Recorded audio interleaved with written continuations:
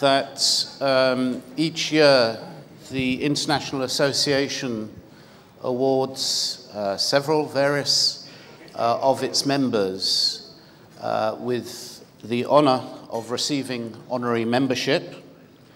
Honorary membership of the association, and here I am quoting from the Constitution, may be awarded to persons who have made distinguished contributions to the development of cancer registration and studies of cancer in defined populations.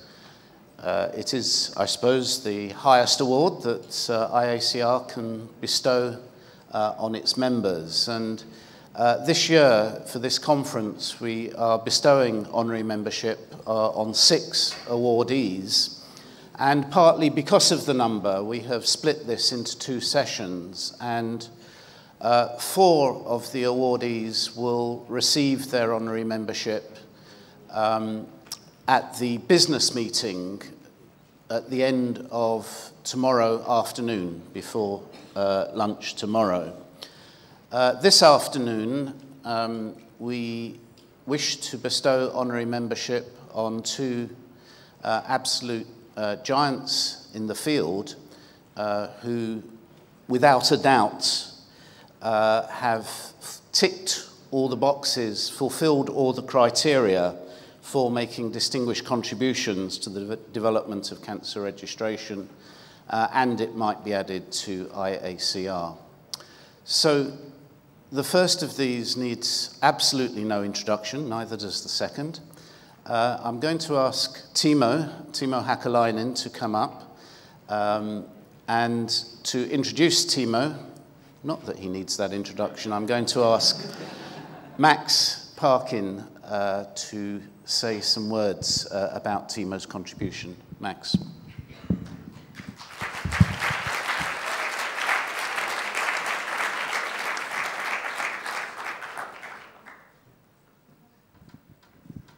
Thank you, Dave. Well, this is a golden opportunity to say something about Timo when he can't answer back. Anyway, as David said, he doesn't need an introduction, but he's going to get one anyway from me. So, Timo was born in a humble log cabin, I think it was, somewhere in the north of Finland. A good number of years ago. You can probably estimate, if you know that he's about to retire. He's been about to retire for the last several months, and he's still about to retire, but he says it's serious this time. So you can estimate how many years ago that was. And he was a clever lad in the village and made his way to secondary school. And then I think it was while the rest of Europe was in a sort of turmoil of the designer revolution in 1968, he sneaked into university. Is that right, Timo? Was it 1968? Yes. When nobody was watching, and then graduated in statistics. Not really in statistics. If those of you familiar with the Finnish academic system will know that it's really hard to guess what anybody's really doing from the title of their degrees, but we know he's a statistician, so it must have been that. And then, really, Timo's devoted practically all his professional life to the Finnish Cancer Registry, starting, I think, in about 1971 or 72, so it must be 40 years. First of all, in this mysterious post called Chief Statistician. I don't know if there are any Indians under him, but anyway, he was a chief statistician. And then I think it must have been about 2000 or so, he became director of the Finnish Cancer Registry. Now you might think that was well merited, but it's quite an achievement, because the Finnish Cancer Registry had a long tradition of requiring their directors to be medical people. And probably the fact that he only became director in 2000 or so was due to that, otherwise it might have been very much earlier. So he's the first non-medical director of the Finnish Cancer Registry, and I think nearly all of us know here what a tremendous contribution he's made while he's been there, really. Even the Nordic people here will probably have to accept that this has been really one of the premium registries in methodology and output over the years. So I think most of you, many of you have been on Timo's courses in statistics. What can you say about him as a statistician? Now, those of us who are medical people, I think the way to sum it up is that He's clever but understandable. You know, think, gosh, that's really clever. I can see how that's done. And it's really quite a gift, I think, to make tricky statistical methodology comprehensible to the non-statistician. And his contributions, of course, have been primarily, he'll probably tell me otherwise, but to my knowledge, his main contributions have been in survival work, in the time trends, projections, and predictions as well, looking at the effects of interventions on future cancer burden. And then other work, of course, on biobanks and this sort of thing more latterly. So there we are.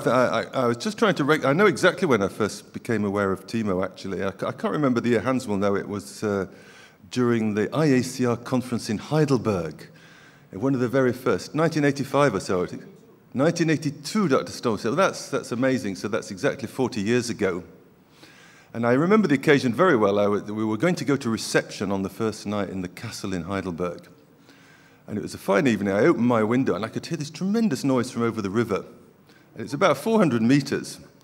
So I looked out, and here was this guy striding along with quite a loud voice, talking to two young host Germans from the German Cancer Center and giving them all the information that I'm sure they didn't want to know about the history of Heidelberg and how it had been founded, which I could hear from a distance about 400. I was absolutely amazed by this performance. And then subsequently I met this guy at the later reception. That's exactly 40 years ago. Well, that's quite an achievement.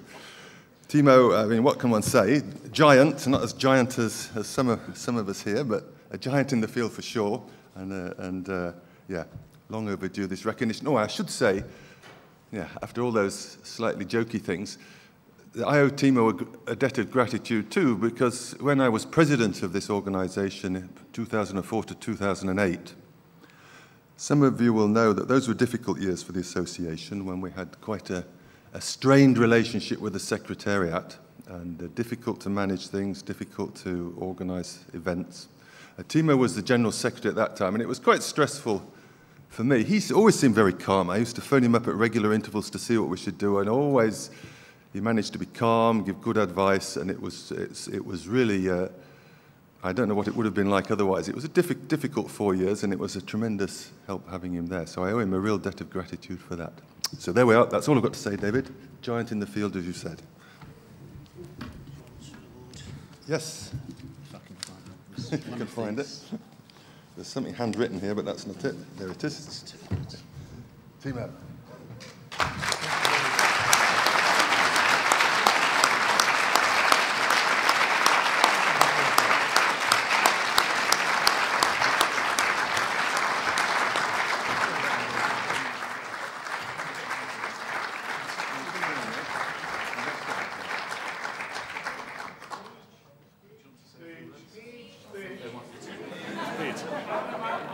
Well, I guess that I have already filled my quantum of speech today and yesterday, and I think that also that for the most honorary members, thank you very much for this remarkable thing. I really value this. This is the highest, because I have really valued this work and this field where we are. So to get a very big honorary thing means very much to me. But when we get this, it means also that you are on a way out.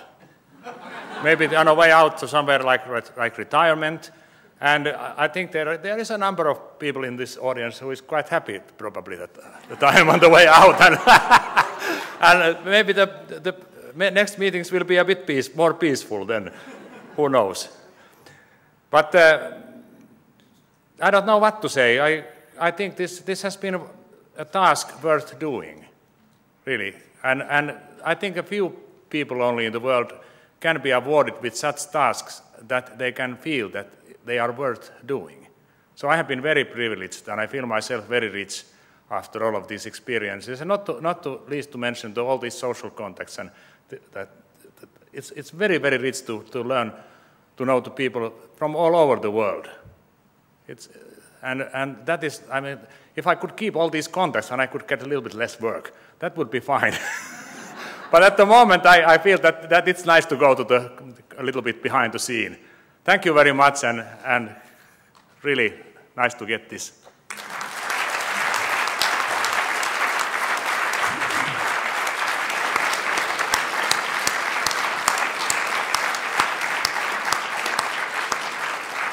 So now it's my responsibility to say a few words about the second awardee this afternoon, and it is by no accident that Max is remaining on the stage, because, to give him his full name, Donald Maxwell Parkin is our second awardee of honorary membership this afternoon. As you know, I inherited more or less the same job as Max held at the International Agency for Research on Cancer. Perhaps what Max doesn't know is that has given me access to a remarkable number of his files that are still held on the IARC computer system. And I have been able to raid those to find various details of Max's life. Max mentioned in tribute to Timo the year 1968, which was a very significant year for all sorts of socio-cultural reasons throughout Europe. And it was indeed an important year in Max's life, because that was when he graduated as a doctor from the University of Edinburgh. And you might not be aware, and I wasn't aware until quite recently, that he graduated from Edinburgh with a scholarship for the most distinguished graduate of the year. So that was a high standard that he obviously set himself way back then, and it has, of course, been maintained ever since. After graduating, Max stayed in Edinburgh, firstly as a junior doctor for a few years, but then very rapidly moved into the field of research, and also very rapidly moved into the field of what was then called social medicine, and is now called public health. In 1976, he'd spent the intervening period in various research establishments in Edinburgh. He actually moved and joined the faculty of the University of Leeds, where I also later became a faculty member. And Max was employed in various teaching and training and community medicine initiatives within Leeds and within the Yorkshire region of England between 76 and 81. And in that time, he also spent a period in the epidemiology department at the University of Michigan. However, I guess the turning point in Max's career was 1981, when he moved to the agency. He moved to IARC to take up a post in what was then called the Unit of Descriptive Epidemiology, under then the leadership of Callum Muir. And 5 years later, in 1986, Max succeeded Callum, who then retired, as the chief of that unit. And both during his time working for Callum and, of course, ever since, Max has made an absolutely outstanding contribution to the work of cancer registries in every one of the 5 continents in which we report our results. If you search for Max Parkin on PubMed, you'll get a return of literally hundreds of hits, a vast array of peer-reviewed papers.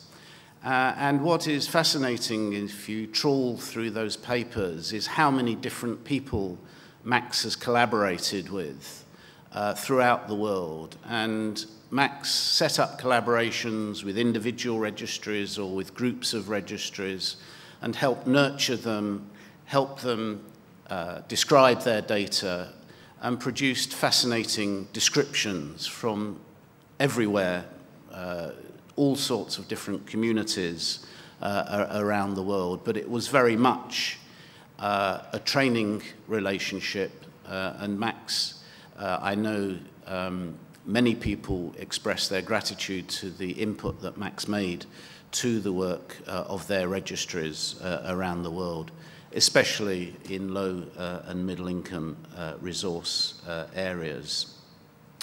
Max also, as I said yesterday, was the editor or on the editorial board of 4 of the volumes of Cancer Incidents in 5 Continents. And in 1984, there was a publication from Muir and Parkin, which was in the BMJ, I think, which was the very first description of the global burden then for 12 major cancer sites. And that series of publications that Max was heavily involved in initiating led to a sequence of papers describing the global burden of cancer over the intervening decades. And that whole project itself ultimately evolved into Globocan, which is by far the most highly visited product within my section's now range of websites, and indeed on the whole spectrum of IARC's website. So he's made fundamental contributions to the work of so many cancer registries around the world, and indeed to this association where he acted as president in not the easiest of times and circumstances. Max formally retired from his day job, as it were, at IARC in 2003, 2004, apologies. But since then, as many of you know and as many of you have benefited from, apart from taking up the position of IACR president, he has remained tireless in his efforts to support cancer registries, especially in sub-Saharan Africa, where he is still working as coordinator of the African Cancer Registry Network, and now working in association with IARC, bringing the activities of that network into the activities of our own global initiative. And really, in difficult periods, Max was tireless in his efforts to raise funding for registries in Africa and giving them his personal support and mentorship and guidance. So it is for all these regions, and I'm sure many, many more that I've not had the time to go into, that we are today awarding Max honorary membership of IACR.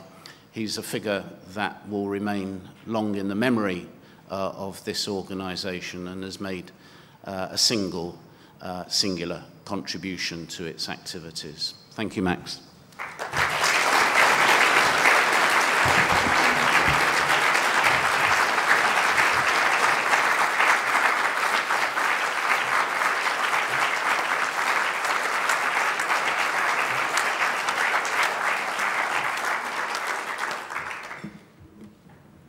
Well, thank you, David. Thank all of you. It's, as David said, I've been associated with this organisation for a long time, so I know what an honour this is. We were very sparing of honorary memberships. I don't know how many honorary members there are around the world at the moment, but not many, because the association has been very careful to limit this. So I really feel this is quite an honour.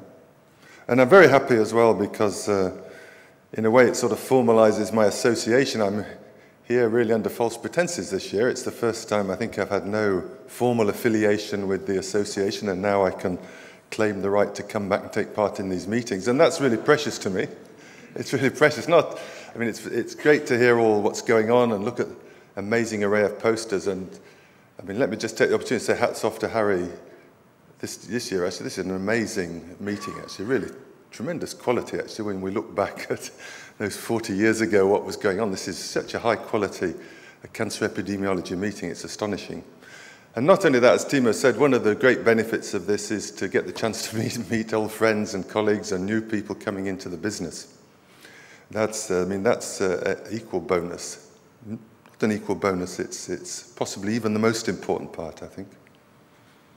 The only way I differ from Timo is that I think you'll find it hard to get rid of me. I still feel full of life and full of things to give, so you won't get rid of me quite as easily as that. I hope to be around for a few years yet, and while I feel strong enough, active enough, and the brain's still functioning, I'm going to keep working on cancer registration and see if we can do something. We know what cancer registration can do and how important it is. I don't need to tell you. So if we can expand that role and keep it going, well, that's what I'm going to do. Thank you all very much.